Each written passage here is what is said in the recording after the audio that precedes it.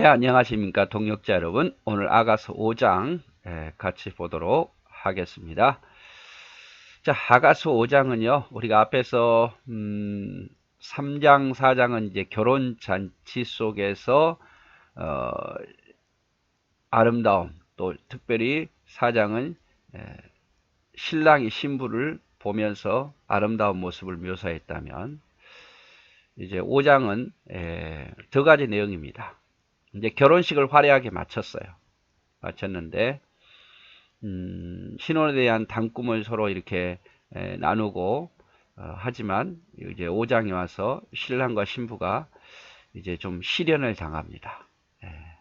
그 내용을 보면 신부는 자신의 사랑을 확신한 나머지 잠시 나태와 안일에 빠지게 됩니다. 그래서 신부가 신랑에 대한 무관심을 갖게 되죠. 사랑하는 남편이 신랑이 찾아와서 문을 두드리며 애정어린 말로 문을 열어달라고 신랑이 신부에게 요청했는데, 신부가 생각지 않는 시간에 도착했다는 이유로 외면하죠. 신부가 신랑을. 잠자리에 누웠고 겉옷을 입어서 나는 문 열어주기 싫다. 그래서 문을 열어주지 않아요. 그러다가 이제 신부가 생각해 보니까 이러면 안 되겠다 하고 문을 열어줬을 때는 이미 늦어서 실망한 신랑이 떠나버리는 그런 내용입니다.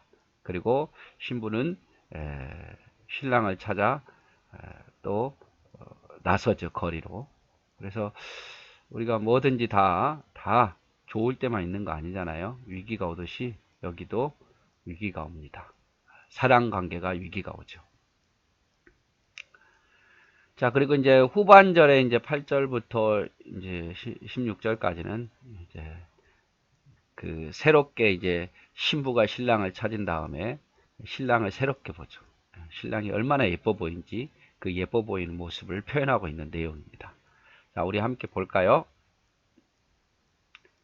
내 누이 내 신부야, 내가 내 동산에 들어와서 나의 몰약과 향재료를 거두고 나의 꿀송이와 꿀을 먹고 내 포도주와 내 우유를 마셨으니 나의 친구들아 먹으라. 나의 사랑하는 사람들아 많이 마시라. 자, 여기 이제 1절은 신랑이 신부에게 이제 혼인잔치를 초청해서 하는 말이죠. 신부 이제 친구들이나 신랑 친구들에게 내 누이 내 신부야, 너가 내 동산에, 내가 있는 동산에 들어와서, 내 집에 들어와서, 내 동산에 들어와서 재료를 거두고 마음껏 네 마음대로 신부가 몰약과 향 재료를 거두어 가도 되고, 꿀송이와 꿀을 먹고 또 우유를 마시고 즐기라. 내 신부야, 내 동산에 와서 이제 내 아내니까 모든 거 다 즐기라. 마시고 거두고 다 해도 좋다 이 말이죠.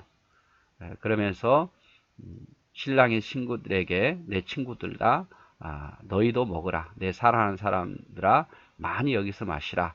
혼인잔치에서 초청해서 마음껏 친구들에게 마시라고 이야기를 합니다. 2절에 이제 갈등이 시작되는데, 내가 잘지라도 마음은 깨어 있었는데, 즉 이제 시간이 좀 흘러서 신부가 지금 잠을 자고 있어요. 그런데 마음은 깨어 있는 거죠. 왜? 신랑이 아직 안 들어왔으니까. 신부가 잠을 자면서 신랑이 아직 안 들어와서 마음은 깨어 있는, 자는 척을 했지만 잠을 청할 수 없는 그런 상태였어요. 나의 사랑하는 자의 소리가 들리는구나. 신랑이 들어오는 소리가 들린다 이 말이죠. 그래서 신랑이 문을 두드리면서 이르기를 나의 누이, 나의 사랑, 나의 비둘기, 나의 완전한 자야, 문을 열어다오. 내 머리에는 이슬이, 내 머리털에는 밤이슬이 가득하였다 하는구나. 자, 뭐 실제 일어나는 일인지 아니면 뭐 상상에서 꿈속에서 일어난 일인, 그건 학자마다 좀 다른데요. 아무튼 이제 신부가 잠을 청하고 있는 장면인데 아직 신랑이 안 들어왔어요. 일찍 제 시간에 안 들어오고 늦게 이제 들어오는 거예요. 그 소리를 들었어요. 그러면서 이제 늦게 들어왔으니까 신랑이 말하겠죠. 나의 누이, 나의 사랑, 나의 비둘기, 나의 완전한 다야. 내가 늦어서 미안한데 문 좀 열어다오. 문을 닫아놔 버렸던 거, 화가 나서.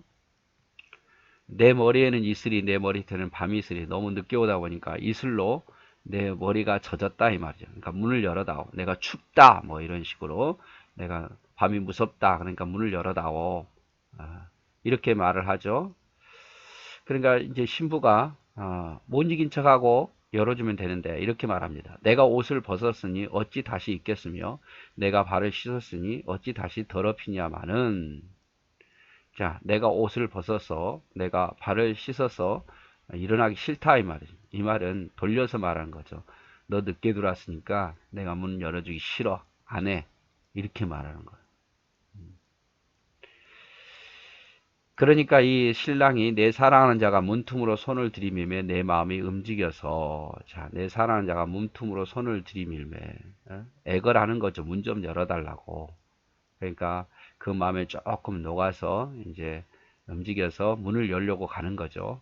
일어나 내 사랑하는 자를 위하여 문을 열 때에 몰약이 내 속에서 몰약의 집이 내 손가락에서 문빗장에 떨어지는구나. 그러니까 문을 열려고 그럴 때에 뭐 발랐던 향수가 이제 신랑을 맞이하려고 준비했는데 신랑이 늦게 온 거죠. 네, 그 준비했을 때 발랐던 그 몰약이 문을 여는 성꼬리에 떨어지는구나 이 말이죠. 그래서 뭐 처음에 화가 나서 문을 열지 않았는데 한참 걸렸겠죠. 또 애걸 하는데도 불구하고 문을 안 열리다가 이러면 안 되겠다. 내가 문을 열어줘야 되겠다 해서 갔지요. 갔는데 문제는 뭐냐.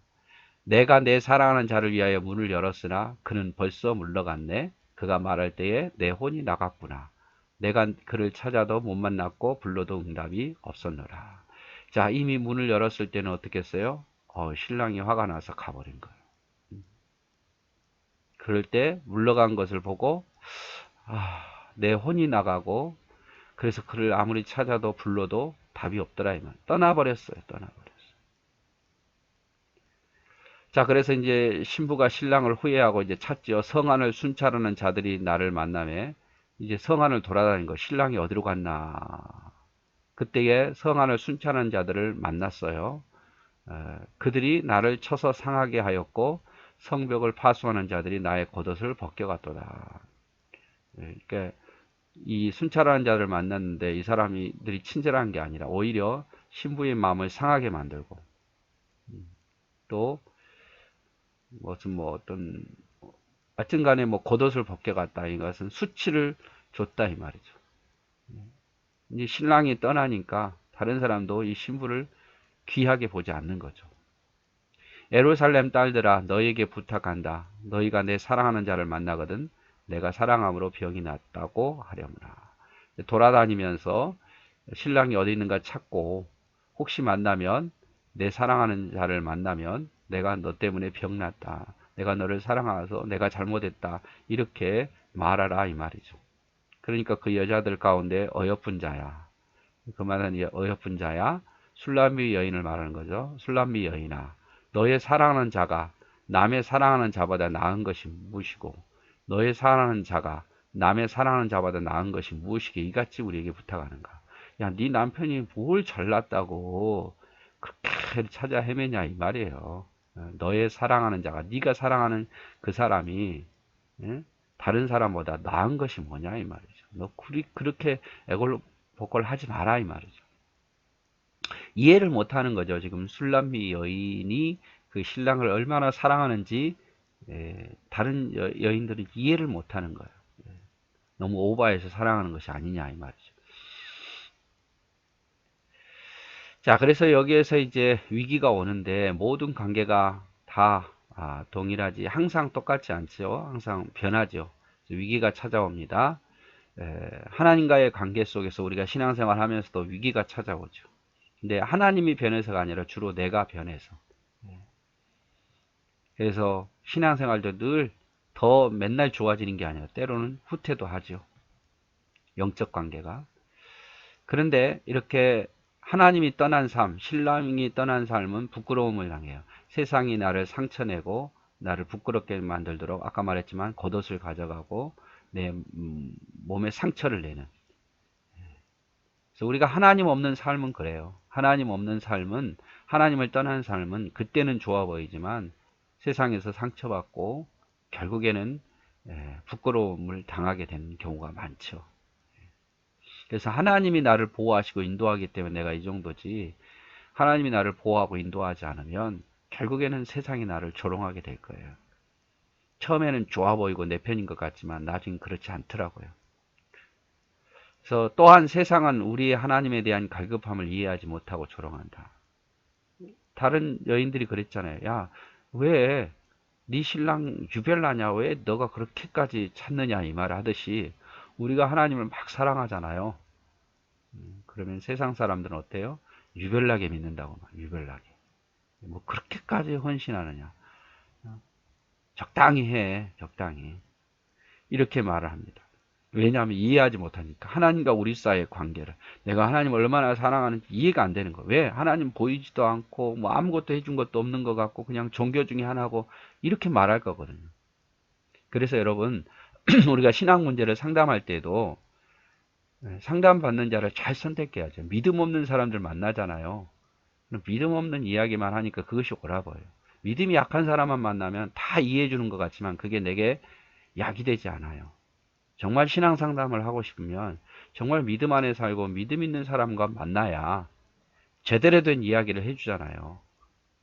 그는 이해하거든요. 하나님과의 관계를. 무엇이 소중한가를. 우리와 하나님 사이가 어떤 사이라는 것을 아니까 이야기를 잘 해주는데 그걸 잘 모르는 믿음이 연약한 사람이라든지 세상 사람들을 만나면 정답을 말하는 게 아니죠. 자, 그래서 10절 내 사랑하는 자는 희고도 불고 맑은 사람 가운데 뛰어나구나. 자, 여기 내용은요. 이제 신랑이 신부가 신랑에 대한 아름다움을 묘사하고 있는 거예요. 그래서 신부가 내 사랑하는 신랑은 희고도 불고 많은 사람 가운데 뛰어나구나. 많은 사람 가운데 뛰어나구나. 머리는 순금 같고 머리털은 꼬불꼬불하고 까마귀 같고 눈은 시냇가의 비둘기 같은데 우유로 씻은 듯하고 뺨은 향기로운 꽃밭 같고 향기로운 푸른덕과도 같고 입술은 백합화 같고 몰약의 즙이 뚝뚝 떨어지는구나. 손은 황옥을 물린 황금 놀이개 같고 몸은 아로새긴 상아에 청옥을 입힌 듯하구나. 다리는 순금 받침에 세운 화반석 기둥 같고 생김새는 레바논 같으며 백향목처럼 보기 좋고 입은 심이 달콤하니 그 전체가 사랑스럽구나. 예루살렘 딸들아 이는 내 사랑하는 자요 나의 친구로다. 자, 신부가 이제 멀리 떨어져 있다 보니까 신랑이 더 그리워지고 더 멋지게 보이는 거죠. 그래서 신부가 신랑에 대한 아름다움을 묘사하고 있는 거예요. 머리는 순금과 같고 머리는 꼬불꼬불해서 까마귀같이 아주 생동감 있고 눈은 시냇가의 비둘기 같고 우유로 씻은 듯하고 뺨은 향기로운 꽃밭 같고 뭐 입술은 백합화 같고 손은 황옥을 물린 황금 놀이개 같고 다리는 순금 받침에 세운 화환석 기둥과 같고 다리가 튼튼하다 이 말이죠. 입은 심이 달콤하니 이렇게 표현을 하고 있는 거예요. 어쩌면은 우리가 하나님을 바라보는 그 마음이 이래야겠죠.